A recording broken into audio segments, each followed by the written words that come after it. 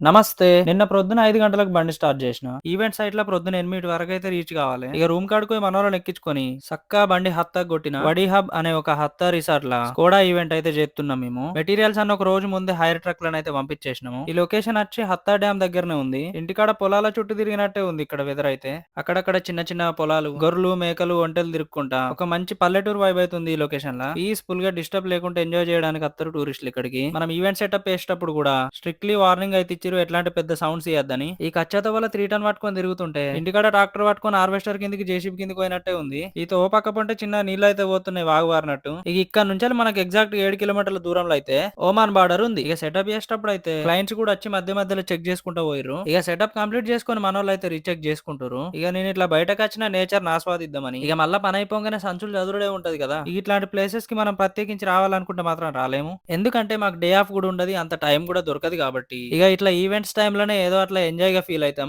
ఇక్కడ చిన్న చిన్న టెంట్ల లెక్క ఉన్నాయి, అవే గెస్ట్ రూమ్స్. ఇక ఒకటి బయట ఓపెన్ కిచెన్ అయితే ఉంటది. ఇక్కడనే అందరూ సెల్ఫ్ కుకింగ్ అయితే చేసుకుంటారు. మనోళ్ళు ఇక్కడ గ్యాస్ హీటర్ అయితే ఫిట్ చేస్తారు చలిగాసుకుంటానికి. ఇక నైట్ ఇక్కడ ఓపెన్ పార్టీ అయితే ఉంటది. సాయంత్రం 6కి అయితే ఈవెంట్ స్టార్ట్ అయింది. మనకైతే సాయంత్రం 5 గంటల దాకా టార్గెట్ ఇచ్చారు. అంతలోపు మన టాస్క్ అయితే కంప్లీట్ చేసుకోవాలి. ఒక్క మాటలో చెప్పాలంటే ఇంటికాడ తిరిగిన మెమరీస్ అయితే గుర్తు చేసేసింది ప్లేస్. వీడియో నచ్చితే లైక్ చేయండి. ఉంటా బాయ్.